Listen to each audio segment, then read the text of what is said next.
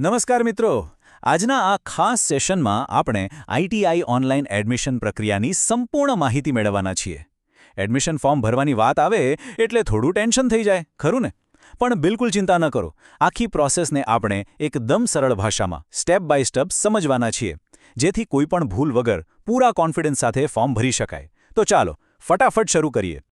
આખી પ્રક્રિયા મુખ્યત્વે 5 ભાગમાં વહેંચાયેલી છે: નવું રજિસ્ટ્રેશન, ફોટો અપલોડ, ઓટીપી દ્વારા કન્ફર્મેશન, ડોક્યુમેન્ટ વેરિફિકેશન અને છેલ્લે ફી પેમેન્ટ. બસ આટલા જ સ્ટેપ્સ છે. તો સૌથી પહેલો અને પાયાનો તબક્કો છે નવું કેન્ડિડેટ રજિસ્ટ્રેશન. શરૂઆત કરવા માટે પોર્ટલના હોમ પેજ પર જવાનું છે. ત્યાં સીધી જ નજર પડશે એક નારંગી રંગના બટન પર, જેના પર લખેલું છે એપ્લાય ફોર ન્યૂ રજિસ્ટ્રેશન. બસ એના પર ક્લિક કરતાં જ રજિસ્ટ્રેશન ફોર્મ ખુલી જશે. હવે અહીં એકદમ ધ્યાન રાખવાનું છે. આ ફોર્મમાં નામ, સરનામું, જાતિ જેવી અંગત વિગતો અને ધોરણ 10ના માર્ક્સ જેવી શૈક્ષણિક વિગતો એકદમ ચોકસાઈથી ભરવાની છે. કોઈ જુતાવળ નહીં.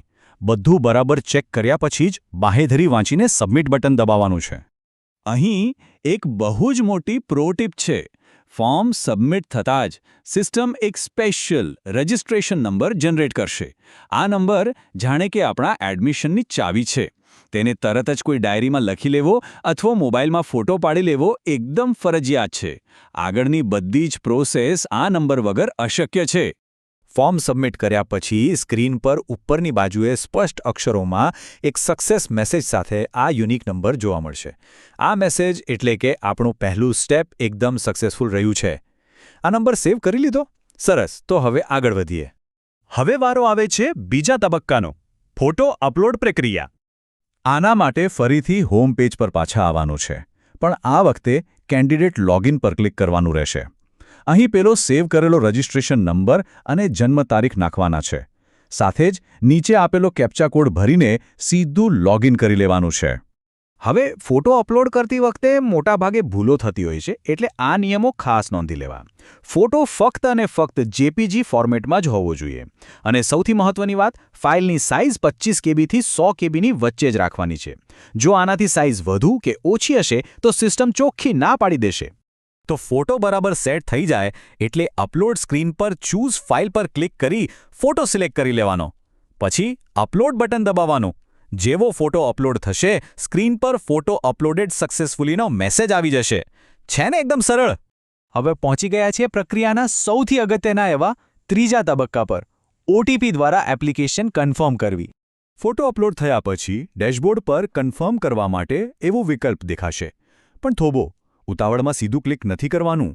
પહેલાં પ્રિવ્યૂ એપ્લિકેશન ફોર્મ પર જઈને આખું ફોર્મ એકવાર ધ્યાનથી ચેક કરી લેવું ખૂબ જ જરૂરી છે. જો કંઈ ભૂલ લાગે તો અત્યારે જ એડિટ કરી શકાશે. બધું પરફેક્ટ લાગે પછી જ કન્ફર્મ કરવા આગળ વધવું. કન્ફર્મ પર ક્લિક કરતાં જ એક પોપઅપ વિન્ડો ખુલશે. આ સમજો કે લાસ્ટ વોર્નિંગ છે. અહીં નામ, માર્ક્સ બધું જ ફરીથી દેખાશે. એક છેલ્લી વાર નજર ફેરવી લેવી, અને જો બધું ઓકે હોય તો યસ આઈ કન્ફર્મ પર ક્લિક કરું. આમ કરતાં જ રજિસ્ટર કરેલા મોબાઈલ અને ઈમેલ પર એક ઓટીપી આવશે. અહીં એક વાત મગજમાં બરાબર ફિટ કરી લેવાની છે. એકવાર ફોર્મ કન્ફર્મ થયું એટલે ડિજિટલ ફાઇલ જાણે કે કાયમ માટે લોક થઈ ગઈ. ત્યારબાદ ઓનલાઈન કોઈ જ સુધારો નહીં થઈ શકે. જો કોઈ મોટી ભૂલ રહી ગઈ હશે તો છેક આઈટીઆઈ સેન્ટરના ધક્કા ખાવા પડશે. એટલે અહીં પૂરેપૂરું ધ્યાન રાખવું જ રહ્યું. મોબાઈલ કે ઈમેલ પર આવેલો ઓટીપી સ્ક્રીન પરના ખાલી બોક્સમાં નાખીને સબમિટ કરવાનું છે. અને લો, આપણી ઓનલાઈન અરજી હવે 100% કન્ફર્મ અને લોક થઈ ચૂકી છે. હવે બીજું કંઈ જ વિચાર્યા વગર ડેશબોર્ડમાંથી એપ્લિકેશન પ્રિન્ટ કરવા માટે ઓપ્શન પર જવાનું છે. ફરીથી રજિસ્ટ્રેશન નંબર નાખીને આ ફોર્મની પ્રિન્ટ કાઢી લેવી. ખાસ જોવું કે પ્રિન્ટમાં બારકોડ બરાબર છપાયેલો હોય, કારણ કે આ જ પ્રિન્ટ આગળ જઈને માન્ય ગણાશે. ચોથો તબક્કો એટલે ડોક્યુમેન્ટ વેરિફિકેશનની તૈયારી. ઓનલાઈન કામ પૂરું થાય એટલે ઓફલાઈન માટે આ 3 વસ્તુઓ તૈયાર રાખવાની. પહેલું, કન્ફર્મ થયેલા ફોર્મની પ્રિન્ટ કાઢવી. બીજું, ધોરણ 10ની માર્કશીટ અને જાતિના દાખલા જેવા બધા ઓરિજિનલ ડોક્યુમેન્ટ્સની એક ફાઇલ બનાવવી. અને ત્રીજું, આ બધું લઈને નજીકની સરકારી આઈટીઆઈ પર રૂબરૂ જઈને ચેક કરાવવું. આ સ્ટેપ વગર એડમિશન આગળ નહીં વધે હો. અને હવે આવે છે આપણો છેલ્લો 5મો તબક્કો, ઓનલાઈન ફી પેમેન્ટ. ફી ભરવા માટે ડેશબોર્ડ પર રૂપિયાના ચિહ્નવાળું રજિસ્ટ્રેશન ફીસ ભરવા માટે બટન આપેલું છે. ત્યાં ક્લિક કરતાં જ પેમેન્ટ ગેટવે ખુલશે.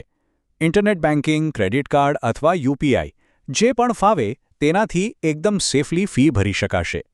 પણ એક સવાલ થાય, જો ઓનલાઈન પેમેન્ટ કરતાં વચ્ચે જ અટકી જાય કે બેંકમાંથી પૈસા કપાઈ જાય અને રસીદ ના મળે તો?